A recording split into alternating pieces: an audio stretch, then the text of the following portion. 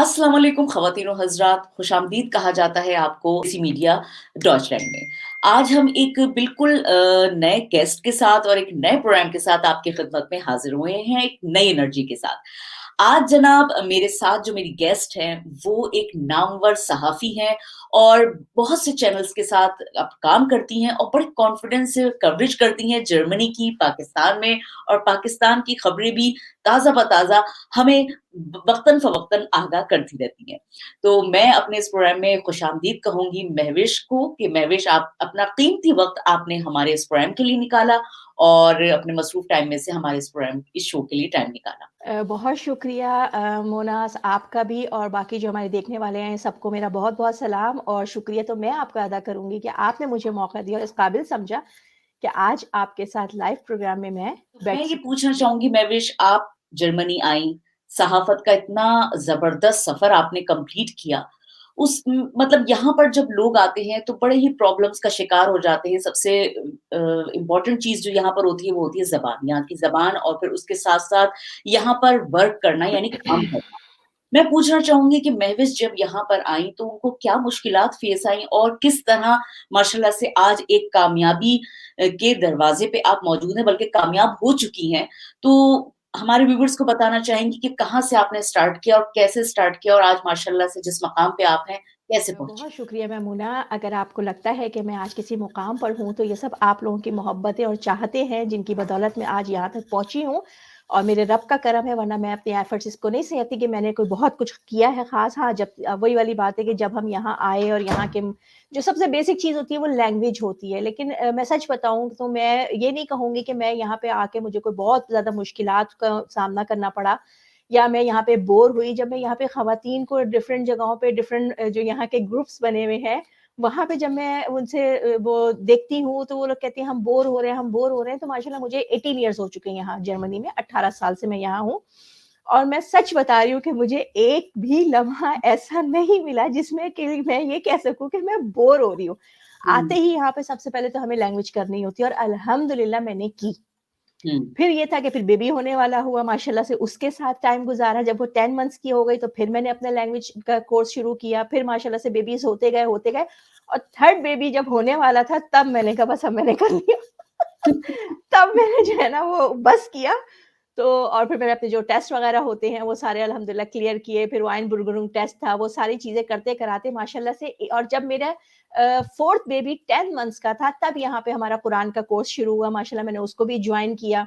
वो भी माशा कंप्लीट किया माशाल्लाह से तफ़सीर और तर्जुमा वगैरह। उसके बाद जो है माशाल्लाह अब जब मेरे चारों बच्चे जब सबसे छोटा वाला भी इतना बड़ा हो गया कि स्कूल गोइंग हो गया या किंडरगार्टन में भी जो है वो अच्छा समझदार हो गया, तब मैंने अपनी इस फ़ील्ड को दोबारा से जॉइन किया। मैंने चूँकि मास कम्युनिकेशन में ही मास्टर्स किया था, तो मैं चाहती थी मैं इसी फ़ील्ड में कुछ करूँ। मैं कहीं और ऐसी जॉब नहीं चाहती थी जिससे वज़ह से मेरा घर डिस्टर्ब हो और अपने बच्चों की अच्छी तरबियत मैं सच बताऊँ बच्चों की हुँ, अच्छी तरबियत करना, ये आज का बहुत बड़ा एक कहना चाहिए ना कि एक हमारी आज़माइश कहना अल्लाह ताला ने तो वैसे ही औलाद को आज़माइश कहा है। तो लेकिन आज के दौर में बच्चों की तरबियत करना बहुत मुश्किल है और अगर कोई माँ अपने बच्चों पे सारा वक़्त उनकी तरबियत पर देती है, तो ये बहुत बड़ी उसकी कामयाबी आपने एक बहुत ही इम्पोर्टेंट जो टॉपिक है ना उसकी तरफ आपने तवज्जो दिलाई है कि सबसे इम्पोर्टेंट चीज़ होती है अपने बच्चों की तरबियत करना और यहाँ पर रहते हुए यानी अपने मुल्क से थोड़ा ज़ाहिर है हम बाहर रहते हैं और यहाँ पर कहते हैं ना माँ-बाप की चीज़ें ज़्यादा डबल हो जाती हैं। मगर आजकल के हालात में अगर देखा जाए तो मैं समझती हूँ कि पाकिस्तान हो, चाहे यूरोप का कोई मुल्क हो या फिर अमेरिका, कनाडा हो, यहाँ पर बच्चों की तरबियत पे काफ़ी तवज्जो देना ज़रूरी समझा जाता है और देनी भी चाहिए। तो आजकल के जो हालात हैं, पाकिस्तान में भी पिछले दिनों हमने देखा कि जी बड़े कुछ ऐसे प्रॉब्लम्स हुए जिसमें बच्चे छोटी उम्रों में भी घर छोड़ के चले गए, शादियाँ की गई और उसमें काफ़ी प्रॉब्लम्स और काफ़ी उस टॉपिक को हॉट टॉपिक कहा गया।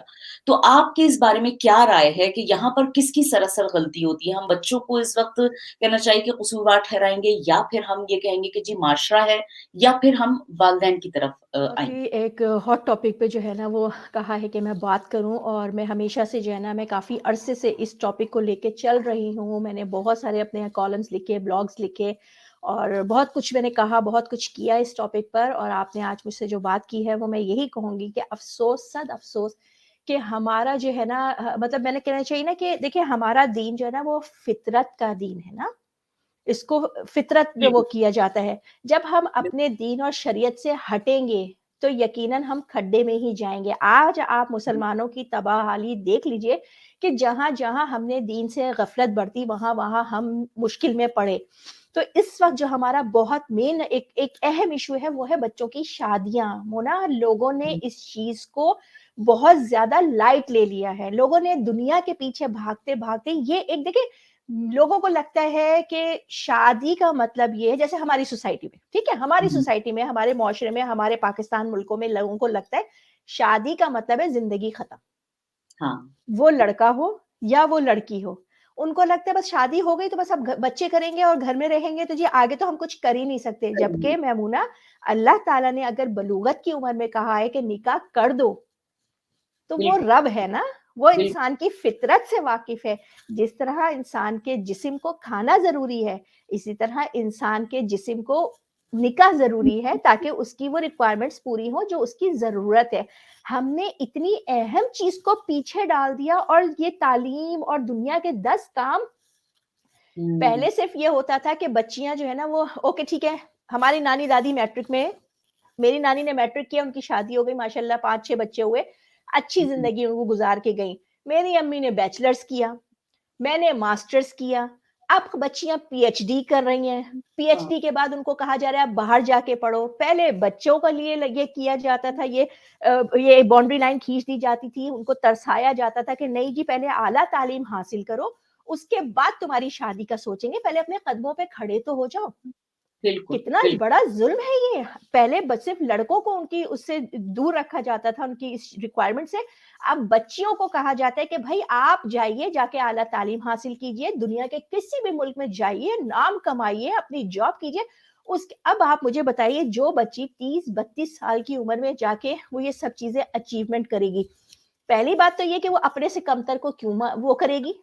बिल्कुल, बिल्कुल। भाई वो कहती है कि मैं आईटी फील्ड की एक्सपर्ट, मैं अपने उसकी जो है वो उस ऑफिस में जर्मनी में बॉस बन के बैठी हूँ, मैं जर्मनी में रहती हूँ, तो पीछे तो वो मुड़ के देखेगी नहीं।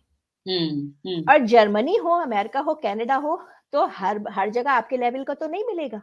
नहीं मिले, बिल्कुल, तो बिल ये वो चीज़ें हैं, ये वो मामलात हैं, ये वो हर्डल्स हैं जो हमने हमारे सोसाइटी ने, हमारे लोगों ने या शायद हमारे जो वो कहना चाहिए ना हमने खुद अपनी औलादों के आगे जो है ना वो काँटे बिछा दिए हैं, ये हर्डल्स, ये रुकावटें हमने खुद वो की हैं। तो अगर आज दुआ सॉरी मैं नाम ले रही हूँ, मुझे अच्छा नहीं लग रहा नाम लेना लेकिन बहरहाल ये केस जो है ना उसके पेरेंट्स ने खुद इतना हाइलाइट किया, अगर इसी को हुँ, खामोशी से मामलात तय हो जाते, उस केस को कहाँ से कहाँ पहुँचा दिया, उसमें हुँ, फ़िरकावारियत भी आ गई, उसमें पूरा मीडिया इन्वॉल्व हो गया। पूरी दुनिया में उसको फैला दिया गया। हुँ, बिल्कुल सही कह रहे देखिए देखिए आपका बच्चा क्या करता है, क्या आप इस बात से गफ़लत बरत सकते हैं? बिल्कुल, बिल अगर आप इस बात से गफ़लत बरत रहे हैं, तो फिर तो मैं कहूँगी कि आपको तो माँ बनने का हक ही नहीं था। हुँ, जब माँ को यही नहीं पता कि उसकी औलाद क्या कर रही है, तो उसका माँ होने का फ़ायदा क्या? बाप को मैं इसलिए नहीं 100% वो देती कि भई वो बेचारा तो कमाने में लगा होता है ना। बिल्कुल, उसकी उसकी ड्यूटी ये नहीं है कि उसके बच्चे औलाद है, वो बेचारा ये थोड़ी कर सकते कि वो ऑफ़िस में बैठ के वो घर के ऊपर पहरादारी दे। बिल्कुल, पहरा देना माँ का काम है ना, औरत का काम है, जिसको वो ब्याह कर लाया है, जिसको उसने अपने बच्चों की माँ बनाया है, ये उसकी ज़िम्मेदारी है वो बच्चों पे देखभाल करे। दुआ बिल वाला केस जो है वो देखें आप बच्ची मतलब अनबिलीवेबल है कि हुँ, 14 साल की बच्ची घर से जाके निकाह कर ले, आप उसकी मतलब आप वही वाली बात है ना, बात फिर वही आती है, आप शरीयत से जितना दूर हटेंगे, आप दीन से जितना पीछे हटेंगे, आपको उसके नताइज भुगतने पड़ेंगे। जी। करने पड़ेंगे। बल्कि मैं तो आपकी अभी बात वही लेके चलूँगी जहाँ तक आपने कहा कि जल्दी शादी कर देनी चाहिए।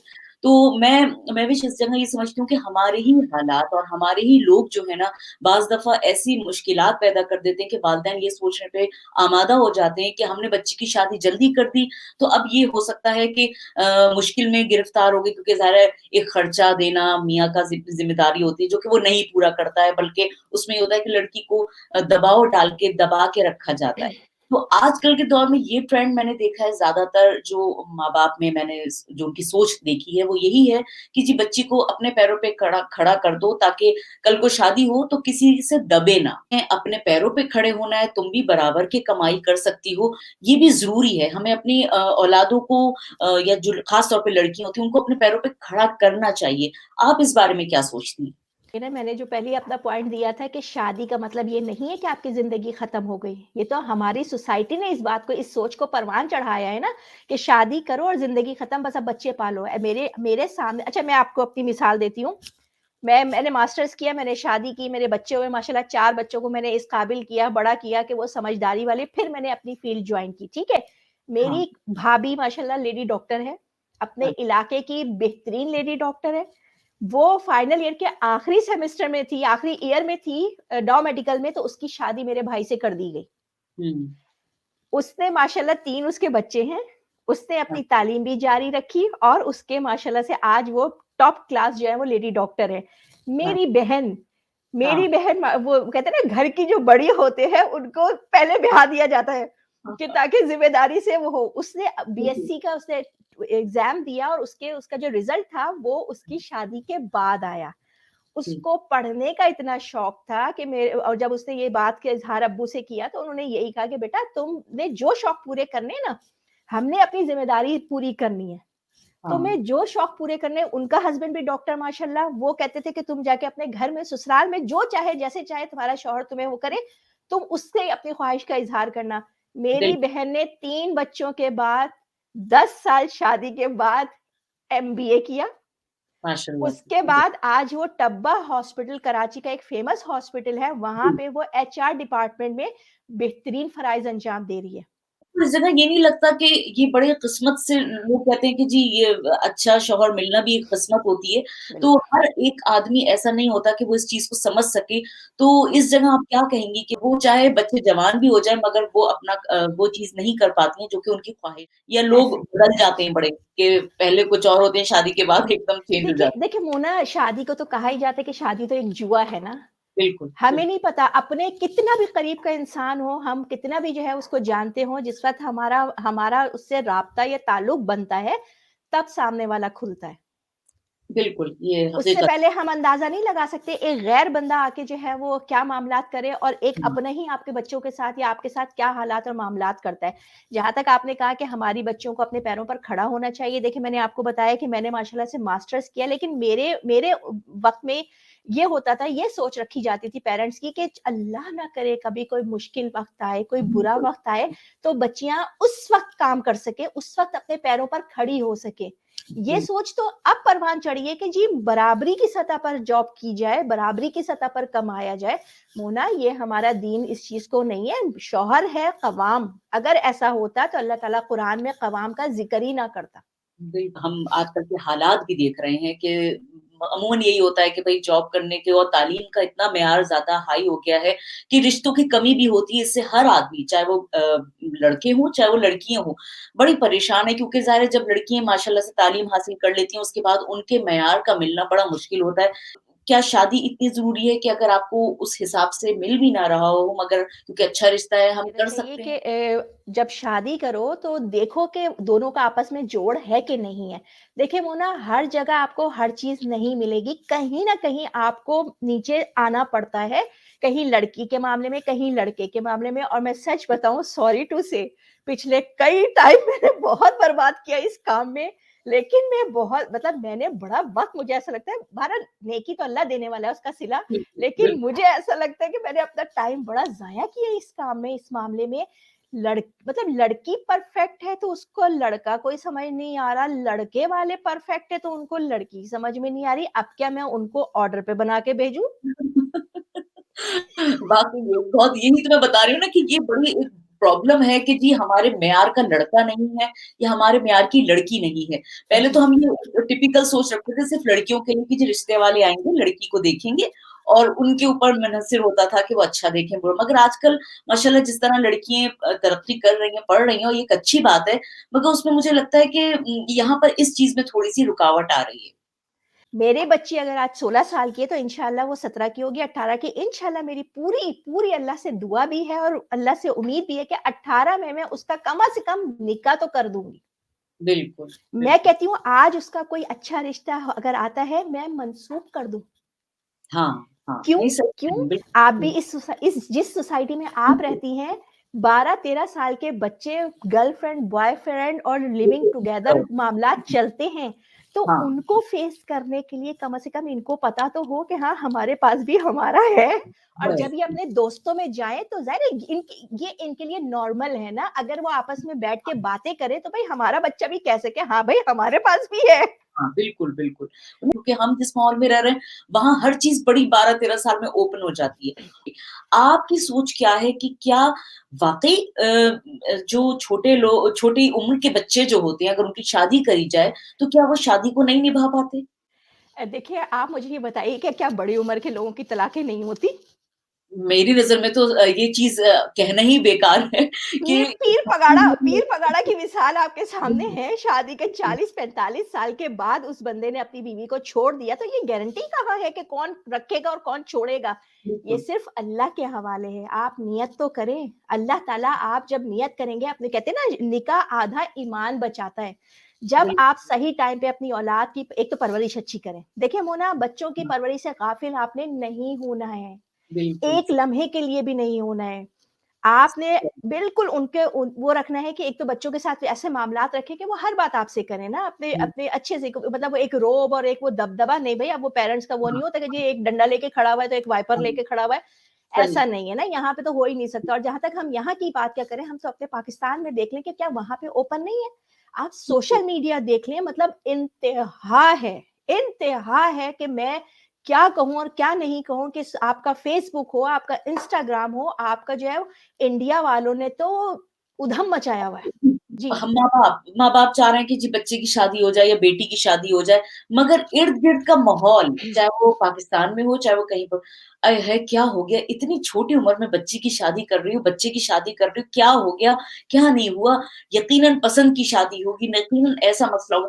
मतलब मैं कहती हूँ कि लोग जो है ना किसी हाल में खुश नहीं हो, किसी की अगर ऐज में शादी हो रही होगी, तो भाई कब तक बेटी को बिठा के रखोगे या बेटे को बिठा के रखोगे, शादी करो। तो हमारी जो लोगों की मेंटालिटी है, वो भी बड़ी डिफरेंट है। मैं तो बाज़ दफ़ा बड़ी शॉक्ड होती हूँ इस तरह के मामलात में भी कि जिसने अगर जल्दी कर दी, तो भई क्यों कर दी? जिसने देर से कर दी, तो क्यों कर दी?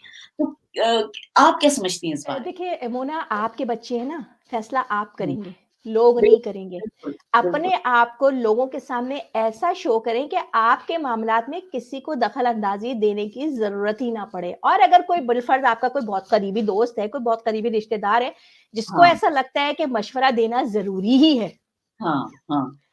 एक कान से सुने, दूसरे से निकाल दे। बिल पता है कि मैं बहुत सी ऐसी मिसालें भी मैं देखती हूँ कि माशाल्लाह से कुछ पेरेंट्स ने 18 साल की उम्र में लड़के-लड़कियों की शादी कर दी।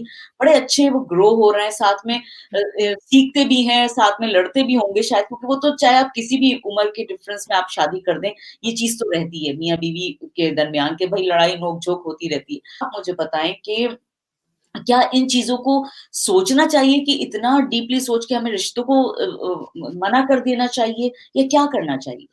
देखिए मुना अल्लाह ताला कहता है कि अगर लड़का आपके देखिए बात फिर वही ना कि अल्लाह ताला ने तो ये चीज़ें तो रखी ही नहीं ना कि लड़का जो है वो कमाता हो और बहुत पढ़ा हाँ, लिखा हो और अमीर हो और उसके पास ये गाड़ी भी हो और उसके पास बंगला भी हो। अल्लाह ताला ने तो ऐसा कुछ नहीं लिखा। अल्लाह ने तो आपकी बेटी की किस्मत में जो लिखा है आपको उस लड़के को भी वो मिलेगा। मिलेगा, बिल्कुल, बिल्कुल, अल्लाह ने जो है मर्द का नसीब औरत के नसीब से जोड़ा है। मेहनत वो बिल्कुल, करेगा और नसीब से फल तोड़ के वो लेके जाएगा अपनी बीवी बच्चों के लिए औरत के नसीब से। तो ये तो बात फिर वही है ना कि हम लोगों ने इतना दीन को पीछे ढकेल दिया है कि कॉम्प्लिकेटेड हम उन चीज़ों को सोचते ही नहीं है। अगर आज 18 साल का 19 साल का लड़का है, ठीक है ज़रा 19 साल का बच्चा जो है ना यूनिवर्सिटी में एंटर हो जाता है और क्लियर हो बिल्कुल, जाता है कि उसका मुस्तकबिल क्या होगा, ठीक है? क्या हाँ, हाँ। जॉब मिलना, ना मिलना, कमाना, ना कमाना, गाड़ी, बंगला, रुपया, पैसा ये आपकी बच्ची की किस्मत से मैं आपकी होगा। बात को आगे करूँगी कि आपका खुद भी बहुत अमल दखल होता है किसी से अच्छी रिलेशनशिप बनाने में। हम बाज़ दफ़ा ये सोचते हैं कि जी लड़की अगर गई है अपने ससुराल में तो जी सास-नंदें तो होती ही बुरी हैं, उनको पहले ही ठप्पा लगा हुआ होता है, ठीक है जी? लड़की जब गई ससुराल में तो बेटा अपने सास और जेठ और ससुर से इस तरह रहना ये बात उन्होंने गलत कर दी। इसमें बहुत से से साइड के जो रोल होते हैं ना, वो भी बहुत अहम किरदार अदा करते हैं। अगर आप बेटी को ये कह दें कि जी ये तुम्हारा घर है, तुम खुद सोचो, खुद फैसले करो, ताकि ये ना हो कि जी हमने कुछ कहा या किसी और तो आज अगर उसमें हम 18 साल से माशाल्लाह अपने सास-ससुर और जो अपने ससुराल वालों के साथ इतनी मोहब्बत और इज़्ज़त के साथ उनके साथ रह रहे हैं या अपनी हाँ, भाभी, मैं कहती हूँ कि मेरी भाभी इतनी अच्छी हालाँकि मेरी खालाजाद बहन है और हुँ, बचपन हमने साथ गुज़ारा है और कहते हैं कि निकाह या शादी के बाद रिश्ते बदल जाते हैं। लेकिन बिल्कुल, मैं क्या बिल्कुल। मेरा ससुराल, मेरी जेठानियाँ मेरी भाभी की तारीफ़ करती हैं। हाँ, हाँ, बिल्कुल। वो इतनी अच्छी है वो, तो अल्लाह ताला से दुआ किया करें। हमारे अब्बू कहते हैं कि पता नहीं हमारी कौन-सी नेकी थी जिसके बदले में हमें दामाद भी अच्छे मिले।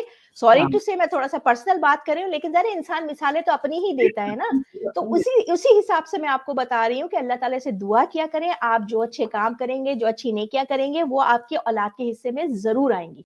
जी, मैं तो यही कहना चाहूँगी कि बच्चों की रिक्वायरमेंट उनकी उम्र के हिसाब से उनकी रिक्वायरमेंट देखें, शक्लो-सूरत या कफ़ देखना अच्छी बात है, अगर वो बच्चा खूबसूरत है और वो खूबसूरत चाहता है, तो आप ज़रूर देखें बच्ची। बिल्कुल, लेकिन बिल्कुल। आप बाकी मतलब आप एक ही कहीं एक जगह तो आप कहीं कहीं तो नीचे आइए ना। आपका हुँ, मयार जो है वो दिन-ब-दिन हाई होता जाएगा, तो भई ऑर्डर पे ना लड़के तैयार कर सकते हैं हम, ना लड़कियाँ तैयार हो सकती हैं। ठीक है, कहीं न कहीं आपको सैक्रिफाइस करना पड़ेगा, अपने बच्चों बिल्कुल। को समझाएँ, उनको बताएँ, उनको वो करें कि भई क्या चीज़ ज़रूरी है। मोना जब मैं लोगों की डिमांड सुनती हूँ और मैं सच बताऊँ कि मैंने तो ग्रुप्स वगैरह में जो मैं जब ये मामलात करती थी, तो मैं तो साफ कह देती थी कि अगर किसी रिश्ते के मामले में किसी ने कोई डिमांड रखी है ना, वो हाँ, चीज़ शेयर नहीं होनी चाहिए ग्रुप में। बिल्कुल, आपको इंसान चाहिए, आपको लड़का चाहिए शादी के लिए, आपको लड़की चाहिए शादी के लिए, मोस्ट वेलकम। आप उससे कहिए कि ठीक है, लड़के की सारी प्रोफाइल दीजिए और उसमें बताइए कि आपको लड़की चाहिए और उसमें लेकिन वो गोरी भी हो और वो पतली भी हो और वो डिग्री होल्डर भी हो और वो जॉब भी करती हो और वो जी खाते-पीते घराने की भी हो, ये डिमांड्स मैं बर्दाश्त नहीं कर सकती। अच्छा, महविश आजकल ये भी बड़ा हो गया है कि जी कॉम्प्रोमाइज़ नहीं करना। आजकल आप देख रही होंगी कि हर घर में जो है बड़े मसले-मसाइल चल रहे हैं। हर आदमी का सुना तो यही कहानी है कि जी लड़का अच्छा नहीं था कि लड़की अच्छी नहीं थी। आप क्या समझती हैं इस बारे में कि कॉम्प्रोमाइज़ क्यों नहीं है? क्या हम ये सोच कर आते हैं जर्मनी से चाहे वो लड़का हो चाहे लड़की हो कि जी वहाँ पर तो बिल्कुल लाइफ़ चेंज हो जाएगी, हम ये हो जाएँगे, हम वो हो जाएँगे, इतना पैसा होना चाहिए, ये होना चाहिए। तो आपको क्या लगता है कि आजकल जो शादियाँ खत्म हो रही हैं, टूट रही हैं, उसमें सबसे बड़ी वजह क्या है? आया कि लोग वाक़ई एक-दूसरे को बर्दाश्त नहीं कर पाते हैं या फिर आपको लगता है कि ज़हनी हम हम-आहंगी नहीं हो पाती है?